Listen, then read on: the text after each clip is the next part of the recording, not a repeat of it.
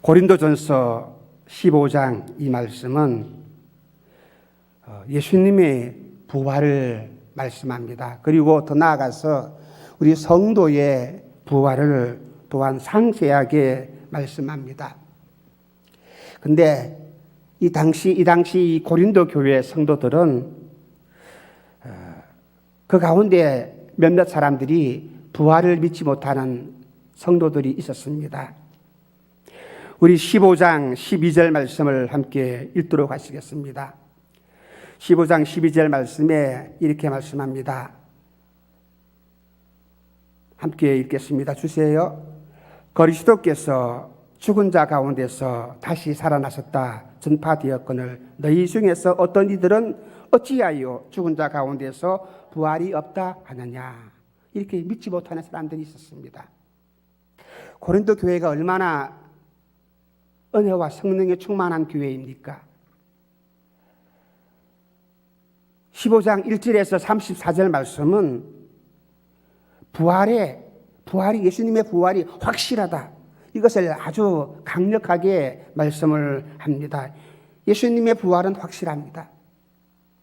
그렇다면 저와 여러분의 부활도 확실할 것입니다. 예수님이 부활하신 그 증거는 너무나 많아요. 오늘날 자유주의 신학자들은 예수님의 부활을 갖다가 신학적으로 철학적으로 주장을 하지만은 그러나 실제적인 예수님의 부활의 그 증거는 너무나도 많습니다. 15장 1절부터 2절 말씀입니다. 함께 읽도록 하시겠습니다. 형제들아 내가 너희에게 전한 복음을 너희로 알게 하노니 이는 너희가 받은 것이요 또 그 가운데 선 것이라. 너희가 만일 나의 전한 그 말씀을 굳게 지키고 헛되이 믿지 아니하였으면 이로 말미암아 구원을 얻으리라. 이 말씀은 무슨 말씀입니까? 성도들이 주의 말씀을 증거합니다. 선교사들이 오지에 나가서 생명을 걸고 복음을 증거합니다. 이 땅에 많은 교회들이 주의 말씀을, 주님의 복음을 증거합니다. 기독교가 이 땅에 존재하고 있습니다. 수많은 사람들이 기독교를 말살하려고 성경을 없애려고 수단 방법을 가리지 아니했지만은 그러나 여전히 교회는 핍박 가운데서도 이 땅에 존재해왔고 여전히 복음을 증거하고 있습니다. 예수님의 부활을 증거하는 것입니다. 만약에 예수님의 부활이 없다면 이 땅에 교회가 존재할 수가 없어요. 예수님의 부활이 확실하지 아니했다면 성도들이 이 땅에 있을 수가 없는 것입니다. 기독교가 존재할 수가 없는 것입니다. 이 땅에 교회가 있고 성경이 전파되어지고 주의 말씀이 전파되어지고 주의 말씀 가운데에 예수님의 부활이 증거되어지고 있다면 예수님의 부활은 확실한 거예요. 부활이 확실하지 않다면 교회가 존재할 수가 없는 것입니다. 그야말로 오늘 또 믿지 않는 사람들이 말하는 것처럼 사기꾼 단체가 될 수밖에 없는 거예요. 이보다 더 확실한 증거가 있습니다. 아버지 하나님의 말씀이 예수님의 부활을 증거했습니다. 15장 3절부터 4절 말씀입니다. 내가 받은 것을 먼저 너희에게 전하였노니 이는 어떻게 해요? 이는 성경대로 그리스도께서 우리 죄를 위하여 죽으시고 장사하시는 바 되었다가 성경대로 사흘 만에 다시 살아났어. 주님께서는 성령대로 성령에 있는 말씀대로 죽으셨습니다. 뿐만 아니라 주님께서는 성경대로 부활하셨습니다. 예수님은 단순히 어떤 사람들이 말할 때에 기절했다. 쇼크가 와가지고 기절했다. 그래서 기절한 상태에서 차가운 무덤 속에 들어가니까 차가운 냉기 때문에 정신이 부뜩 들어가지고 실제적으로 죽은 것이 아니라 쇼크다. 근데 보세요. 성경대로 예수님께서는 완전히 죽었습니다. 장사 지낸 바 되었다 그랬습니다. 장사라는 말씀 아시죠? 그 단어의 뜻을 아시죠? 완전히 돌아가셨습니다. 그러나 이 예수님이 죽으셨다가 성경대로 사흘 만에 다시 살아나셨습니다. 1.1핵이라도 변함이 없는 그 하나님의 말씀이 예언했고 말씀해 주었습니다. 성경대로 성경대로 죽으시고 성경대로 다시 살아나셨습니다. 그렇기 때문에 주님이 부활하셨다면 오늘 저와 여러분의 부활도 확실하고 당연한 것입니다. 부활하신 예수님, 이 부활을 목격한 사람들도 많이 있습니다. 15장 5절 말씀에는 이렇게 말씀했어요. 게바에게 보이시고 또한 후에 12 제자에게 보이시고 그 후에 500여 많은 사람들에게 일시에 한 번에 다 보였나니, 찔끔찔끔 보여준 것이 아니라 많은 사람들이 함께 볼 수 있도록 예수님의 제자들에게도, 많은 사람들 무리들에게도 예수님이 살아나심을, 부활하심을 증거했습니다. 그 중에는 지금까지도 예수님의 부활을 목격한 사람들이 지금까지도 살아있는 사람들이 있다라고 말씀하셨습니다. 베드로도 예수님의 부활을 목격하였습니다. 한 사람 두 사람만 본 것이 아닙니다.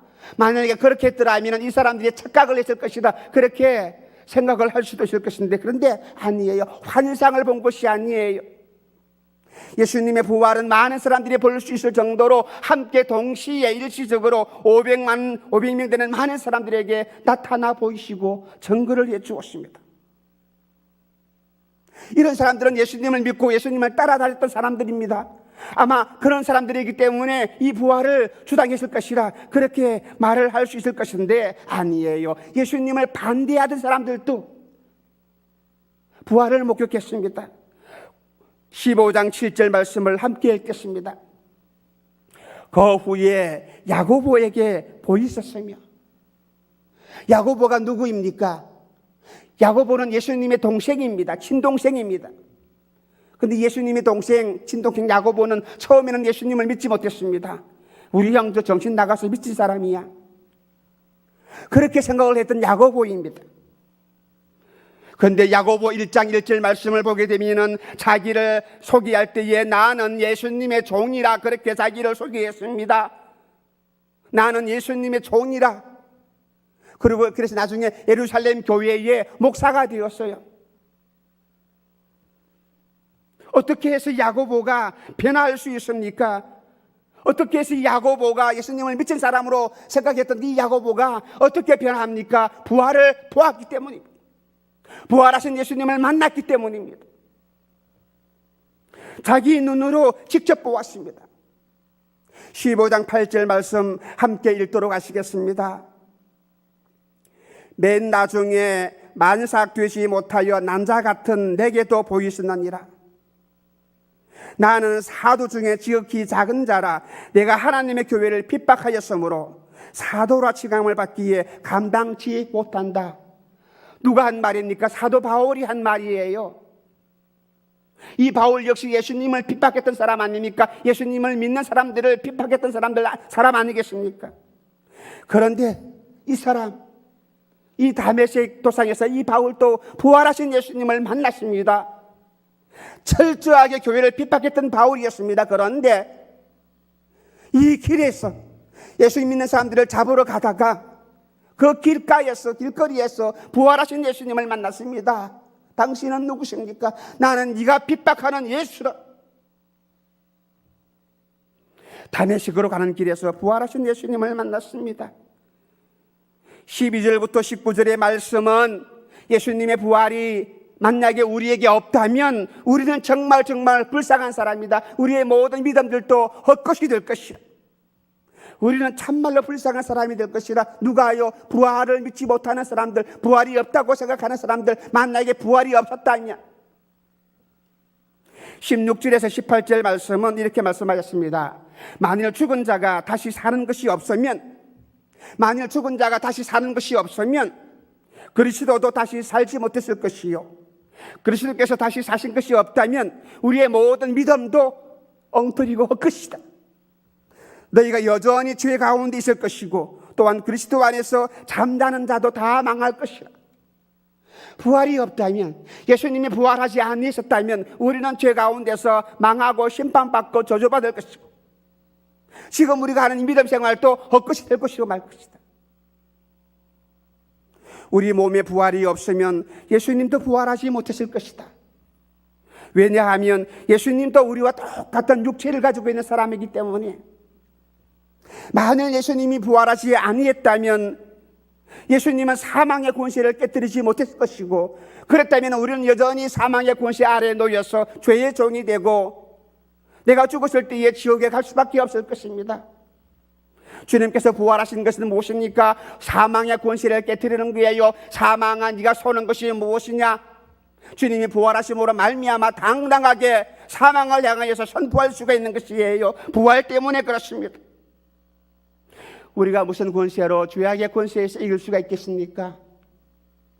내가 무슨 힘이 있어서 이 죄의 권세를 이길 수가 있겠습니까? 여러분들이 착한 일 많이 한다고요, 선한 일을 많이 한다고요, 공로를 많이 세운다고 해서 내가 죄악의 권세를 이깁니까? 아니에요, 아니에요.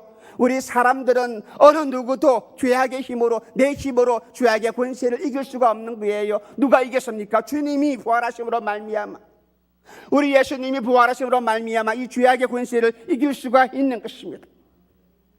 그러므로 예수님의 부활이 확실한 것처럼 오늘 말씀에도 우리가 변화되리라, 우리도 변화되리라, 나도 변화할 것이다. 우리의 부활도 확실한 것을 믿으시기를 주님의 이름으로 축원합니다.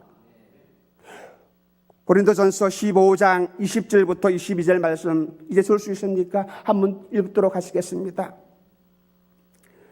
15장 20절부터 22절 말씀에는 이렇게 말씀합니다. 그러나 이제 그리스도께서 죽은 자 가운데서 다시 살아 잠자는 자들의 첫 열매가 되셨도다. 사망이 사람으로 말미암았으니 죽은 자의 부활도 사람으로 말미암는도다. 아담 안에서 모든 사람이 죽은 것 같이 그리스도 안에서 모든 사람이 어떻게 해요? 삶을 얻으리라. 새로운 삶을 얻으리라. 아담이 에덴 동산에서 선악과를 따먹고 죄를 지었습니다. 이 결과로 말미암아 사망이 오게 되었습니다. 아담 한 사람으로 인해서 사망이 오게 되었습니다. 저와 여러분들은 죽는 사람이 되었습니다. 죽은 사람이 되었습니다. 인류 전체가 죽게 되었습니다. 누구 때문에? 아담 한 사람 때문에. 아담 한 사람은 인류 전체를 대표해서 죄를 범죄했습니다. 마찬가지입니다. 보세요. 오늘도 부활주일날 우리 예수님이 십자가를 지시고, 우리 예수님이 한 사람 예수님이 십자가를 지시고 돌아가셨습니다. 그리고 부활하셨습니다. 아담은 한 사람이 범죄함으로 말미암아 우리에게 사망이라는 것을 선물로 주셨다면, 한 사람이신, 새로운 사람이신 아담이신 예수님께서 십자가에 죽으시고 부활하심으로 말미암아 우리 모두에게 새로운 생명을 주시게 되었고, 우리에게도 부활의 소망을 안기라 주었다는 사실입니다. 새로운 삶을 얻으리라. 누구 때문에? 예수님의 부활 때문에. 예수님의 부활 때문에. 그래서 우리 모두가 살았어요. 예수님이 사신 것은 내가 사는 거예요. 이제 내가 사는 것은 내 안에 누가 살았다고요? 주님께서 사신 것이라. 예수님이 모든 믿는 사람의 대표가 되셔서 오늘도 우리에게 소망을 주십니다. 어떤 소망이요? 부활의 소망을 주셨다는 사실입니다. 예수님이 부활하시기 때문에 오늘도 저와 여러분들은 이 부활의 영광을 누리면서 살아가고 있는 것입니다. 29절 말씀 둘 수 있습니까? 29절 말씀에도 만일 죽은 자들이 도무지 살지 못하면 죽은 자들을 위하여 세례받는 것 무슨 소용이 있겠는가? 어찌하여 저희를 위하여 세례를 받느냐? 그래야 오늘 세례식이 있는데 이 세례 받는 것도 소용없습니다. 왜요? 부활이 없다면 왜 세례를 받느냐? 어찌해서 우리가 위험을 무릅쓰고 복음을 증거하겠느냐? 부활이 없다면 땅의 생명으로 끝나버릴 것입니다. 짐승처럼 그런 삶을 살 수밖에 없을 것입니다. 형제들아, 내가 그리스도 예수 우리 주 안에서 가진 바 너희에게 대한 나의 자랑을 두고 단언하노니 나는 날마다 죽노라. 왜 죽는다고 말씀합니까? 왜 죽는다고 말씀합니까? 왜 내가 이 땅에서 죽습니까? 부활이 있기 때문에, 부활을 믿기 때문에, 부활의 소망을 알기 때문에 나는 이 땅의 모든 육신적인 삶은 죽어버리겠다. 왜요? 소망이 없는 삶이란 말입니다. 이 땅의 생명은, 이 땅의 모든 삶은 소망이 없는 삶이기 때문에 아무런 소용이 없어요. 그래서 새로운 생명이 되는 것은 주님 안에서 거하는 것이고 주님 안에서 살아가는 것이고, 바울이 주님을 위해서 날마다 죽는다 그랬습니다. 내가 살아도 주를 위하여 살고 죽어도 주를 위하여 죽나니 왜 그렇게 고백할 수가 있습니까? 부활이 있기 때문입니다. 부활의 소망을 믿기 때문입니다. 아버지 하나님 나라를 내가 바라보기 때문입니다. 내가 법인처럼, 보통 사람처럼 에베소에서 맹수로 더불어 싸웠으면 내게 무슨 유익이 있느냐? 죽은 자가 다시 살지 못한다면 내가 왜 그렇게 신앙을 지키기 위해서 내 생명을 바칠 수가 있겠는가? 부활 때문에. 여러분들이 이 시간에 왜 나와서 예배를 드립니까? 부활 때문입니다. 아버지 하나님의 나라 때문입니다. 영원한 생명을 내가 얻을 수 있기 때문에 오늘도 이 자리에 나와서, 이 아침 시간에 나왔어. 안 믿는 사람들과 같이 안이하게 주님을 찬양하고 주님께 예배드리는 것입니다. 무엇 때문에? 부활 때문에. 속지 말라. 악한 동무들은 선한 행실을 더럽히나니 깨어서 의를 행하고 죄를 짓지 말라. 하나님을 알지 못하는 자가 있기로 내가 너희를 부끄럽게 할 것이라. 왜 그렇게 선한 삶을 살아갑니까? 왜 믿음의 삶을 살아갑니까? 무엇 때문에 우리가 철야하고 금식하고 아버지 앞에서 믿음의 삶을 살기를 노력하고 기도합니까? 부활이 아니겠습니까? 부활의 소망이 없다면 왜 우리가 이렇게 살아갑니까? 왜 믿음의 삶을 살아갑니까? 35절 말씀에도 이렇게 말씀했습니다. 누가 묻기를 죽은 자들이 어떻게 다시 살며 어떠한 몸으로 오느냐 하리니. 안 믿는 사람들은 그렇게 질문하지요. 어떻게 죽은 자가 다시 살아날 수가 있겠는가? 우리 몸은 죽었습니다. 우리 몸은 죽었습니다. 여러분들이 건강합니까? 여러분들이 아름다운 육체를 가지고 있습니까? 아니에요. 우리 육신은 죽었습니다. 썩어버립니다. 흙이 되고 버리고 맙니다. 그런데 죽은 사람이 어떻게 다시 살아날 수가 있겠습니까? 그렇게 어리석은 질문을 하는 사람들이 있습니다.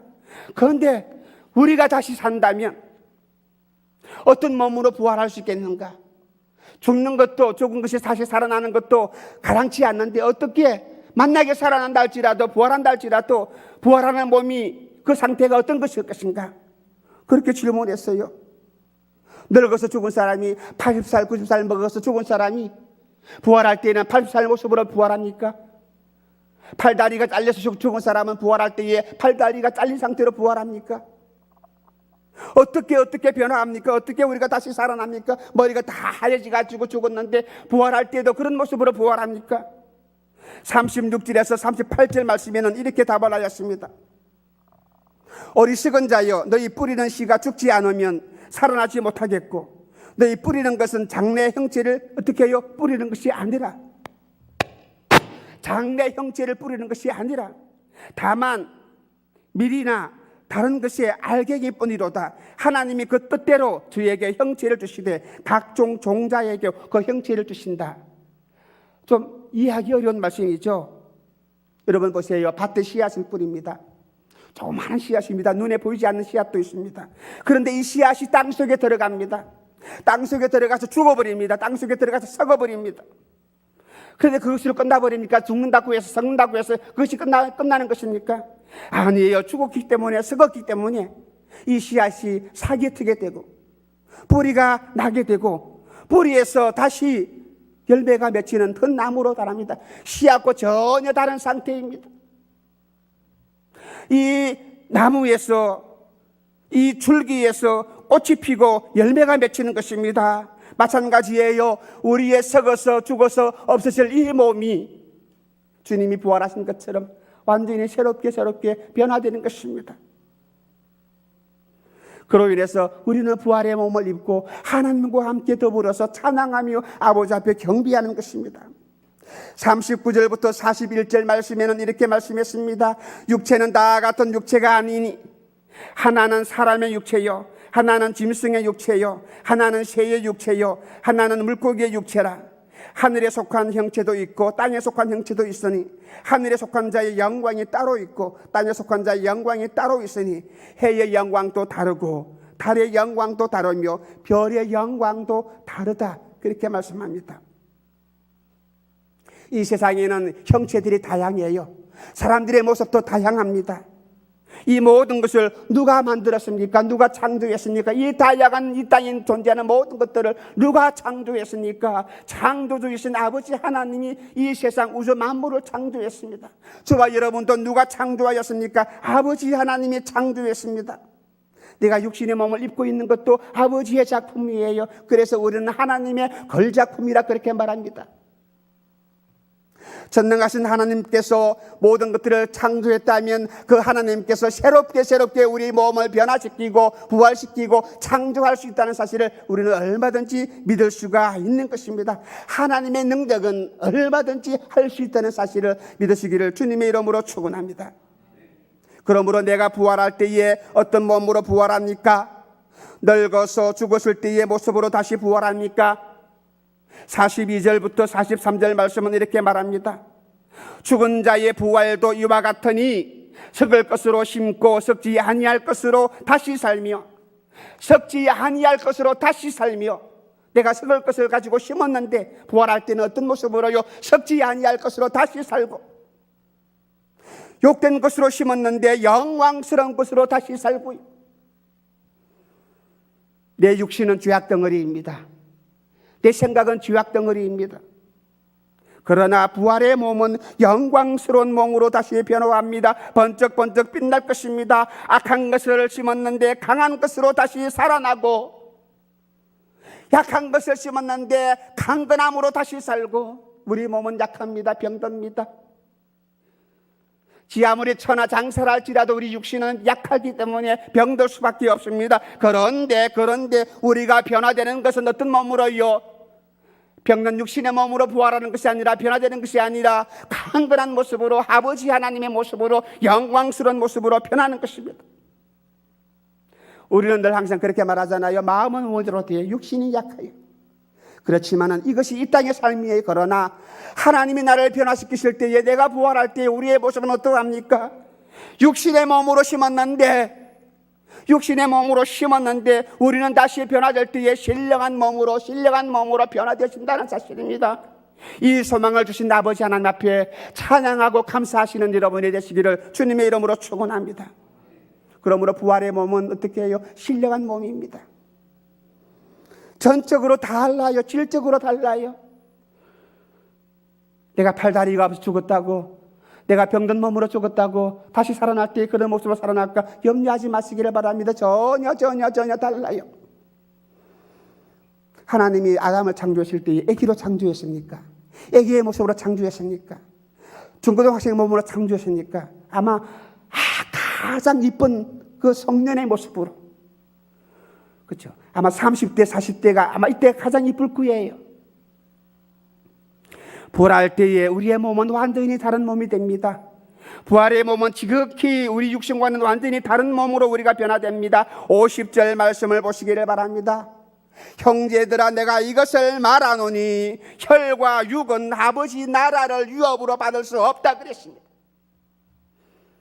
혈과 육으로서는 아버지 하나님 나라에 들어갈 수 없다 그 말이에요. 지금 내 병든 몸으로, 내 연약한 육신을 가지고서, 죄악 덩어리의 몸을 가지고서 아버지의 나라로 들어갈 수 없다는 것입니다. 아버지 나라에 내가 있을 때에는 나라는 모습이 완전히 변화되어서 달라진 그 모습으로, 영광스러운 모습으로,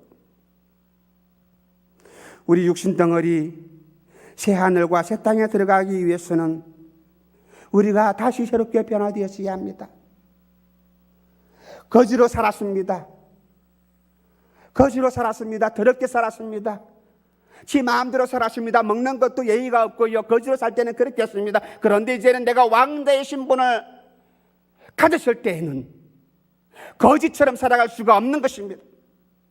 왕자 그 왕궁에서 살아갈 수 있도록 내가 적응을 할 수 있고, 새롭게 달라져서 먹는 것도 입는 것도 말하는 것도 내 모든 습성들도 다시 달라지는 거예요. 그것이 왕자의 덕권이고 왕자의 권세고 왕궁 하나님 나라에서 살아가는 모습이라는 것입니다. 그래서 완전히 달라지는 것입니다.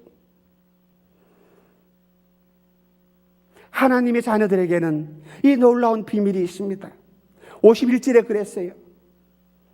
이 놀라운 비밀이 있습니다.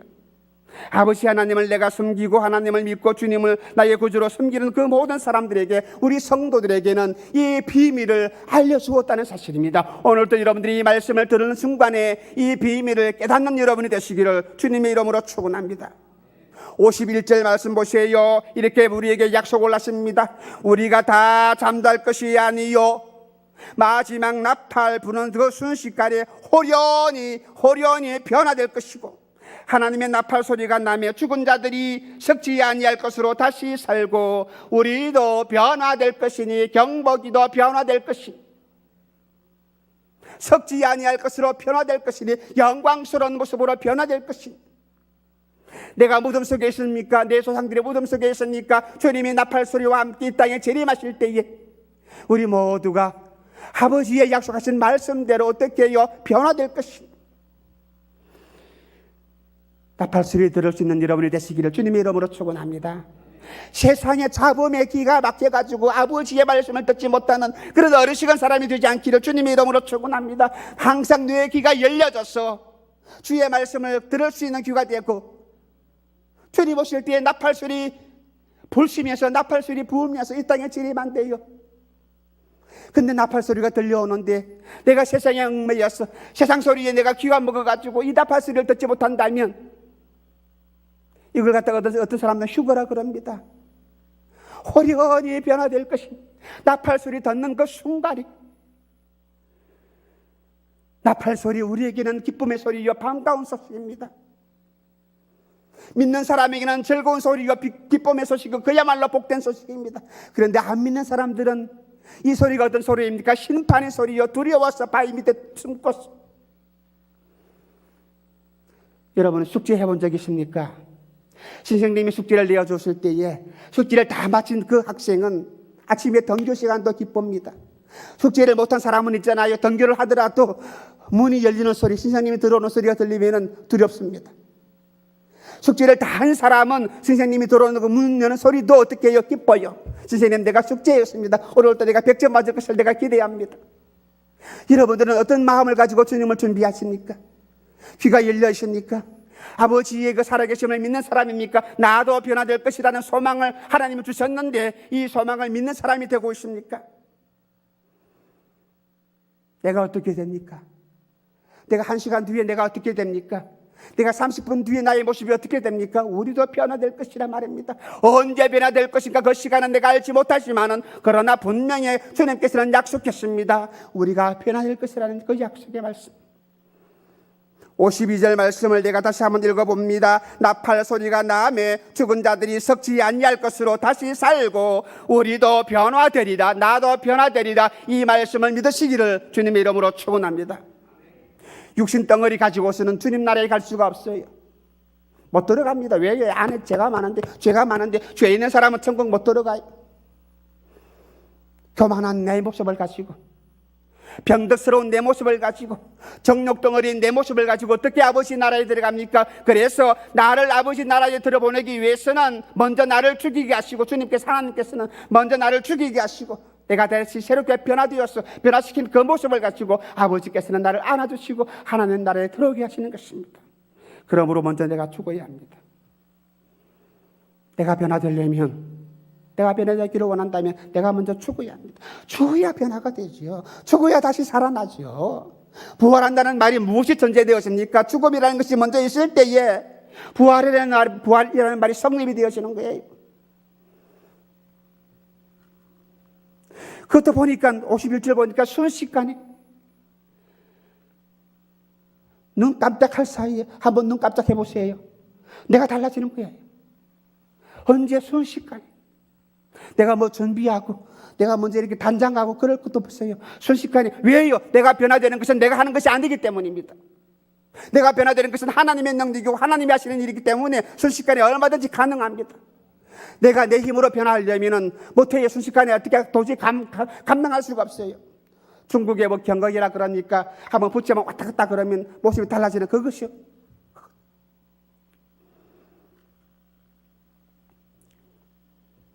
주님이 말씀하신 것 54절 말씀에 이 썩을 것이 썩지 아니함을 입고 이 죽을 것이 죽지 아니함을 입을 때에 어떻게 해요? 아버지의 약속하신 말씀 보세요. 54절.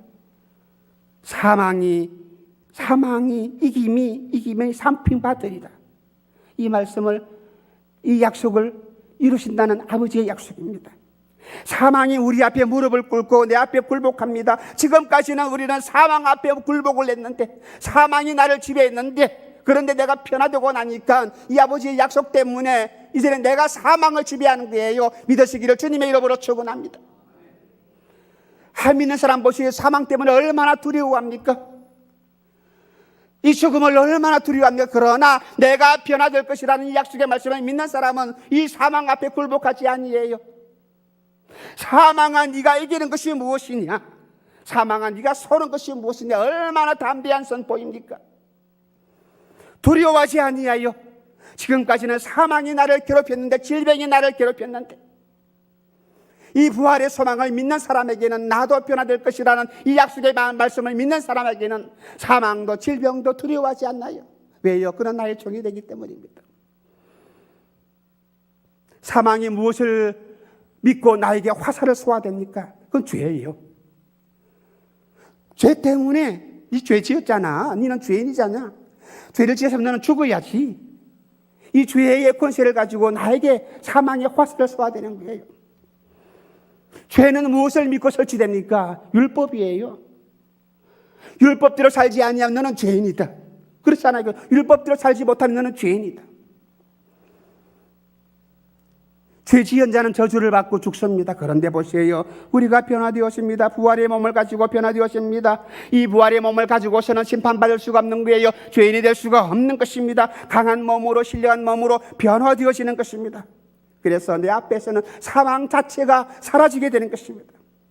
우리는 세세 무궁토록 주님과 함께, 하나님과 함께 영원한 삶을 살아가는 그런 새로운 사람이 되는 것입니다. 이 변화되는 그 일, 내가 압니까? 좀 전에 말씀했던 것처럼 내 공로로 압니까? 아니에요. 무엇 때문에? 어떤 일 때문에? 10절 말씀을 보시기를 바랍니다. 10절 말씀에는 바울이 그렇게 고백했습니다. 나의 나된 것은 어떻게 해요? 하나님의 은혜로 된 것이니. 내가 영광스럽게 변화되어지는 것은 누구의 은혜입니까? 내 능력이 아니라, 내 공로가 아니라 아버지 하나님의 은혜라는 것입니다. 내가 사는 것도 내가 죽는 것도 아버지 하나님의 은혜라는 것입니다. 나의 나된 것은 아버지 하나님의 은혜라는 것입니다. 이 은혜가 헛되지 아니하여 내가 모든 사도보다 더 많이 수고하였으니, 그랬는데도 이것은 내가 한 것이 아니라 하나님이 내 안에 계셨고 아버지 하나님이 하신 것이다 그랬습니다. 그래서 하나님께 영광을 돌리는 거예요.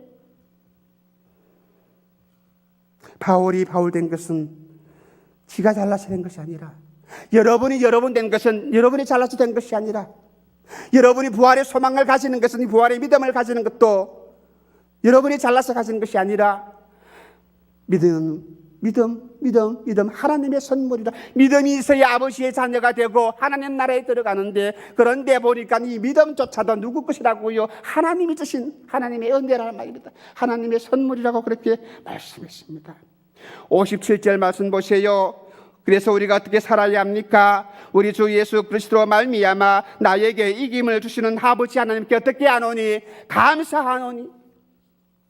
이김을 주시는 그 아버지 하나님 앞에 감사하노니. 부활의 소망을 주신 아버지 하나님께 감사하노니. 사망의 권세를 이길 수 있는 믿음의 사람이 되게 하신 것을 내가 할아버지 하나님께 감사하노니. 누구에게요? 아버지 앞에 감사하노니. 이 고백을, 이 찬양을 할 수 있기를 주님의 이름으로 축원합니다. 58절 말씀을 읽을 수 있으면 함께 읽어보십시다. 그러므로 내 사랑하는 형제들아, 견고함이 흔들리지 말며 항상 주의 일에 더욱 힘쓰는 자들이 되라. 이는 너희 수고가 주 안에서 헛되지 않은 줄을 알미니라.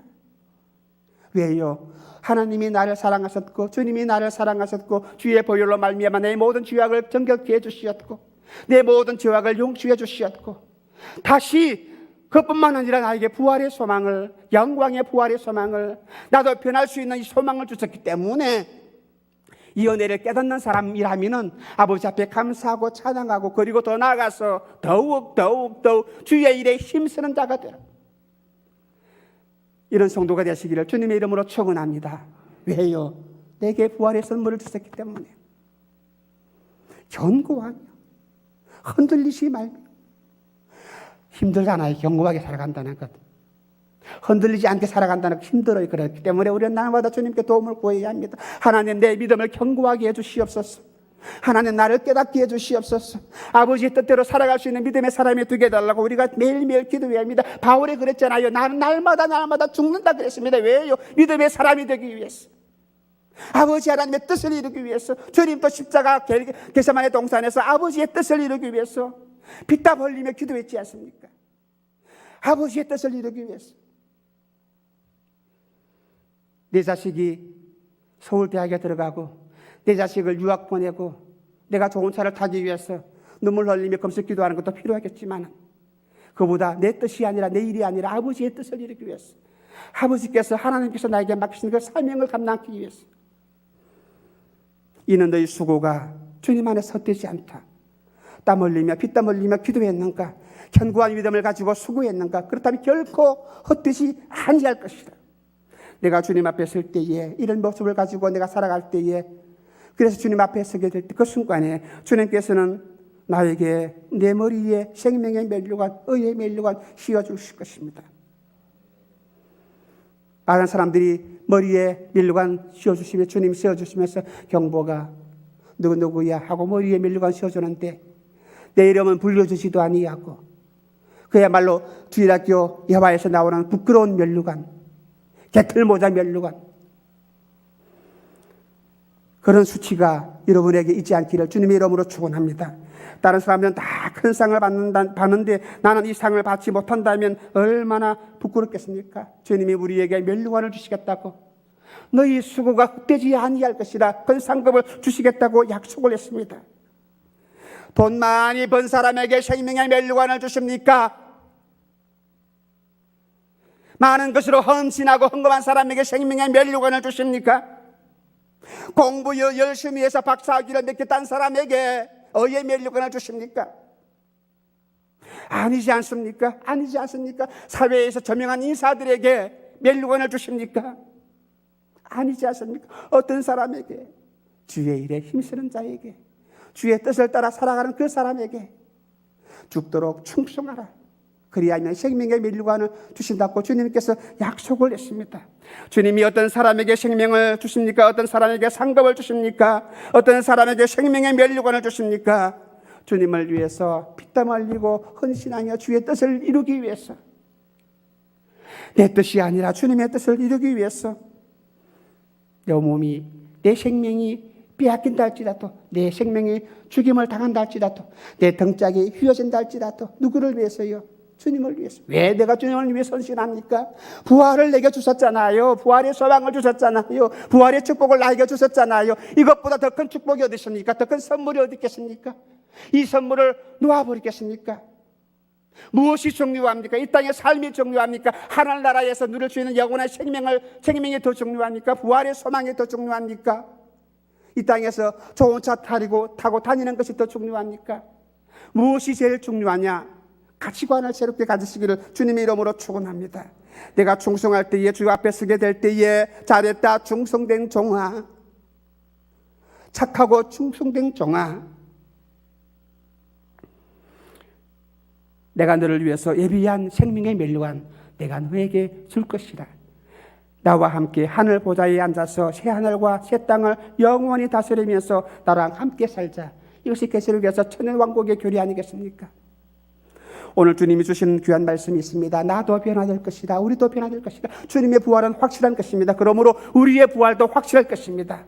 오늘 또 이 소망을 주신, 이 부활의 은혜의 영광을 주신 아버지 앞에 감사하면서 찬양하면서 아버지 앞에 헌신하는 그런 귀한 삶이 되시기를 주님의 이름으로 축원합니다. 함께 우리 한 목소리로 기도하시겠습니다. 하나님, 나에게 이 부활의 영광을 주신 것을 감사합니다. 아버지, 내가 이 영광을 내가 감사하며 찬양할 수 있는 삶이 되게 하시고, 항상 주님의 일에 힘쓰고 헛된 삶을 살아가는 어리석은 사람이 되지 아니하도록 하나님, 나의 믿음을 지켜주시옵소서. 내가 주의 뜻대로 살아가기를 원합니다. 성령의 충만함을 함께 허락해 주시옵소서. 결단하는 마음으로 아버지 앞에 간절히 기도하시겠습니다.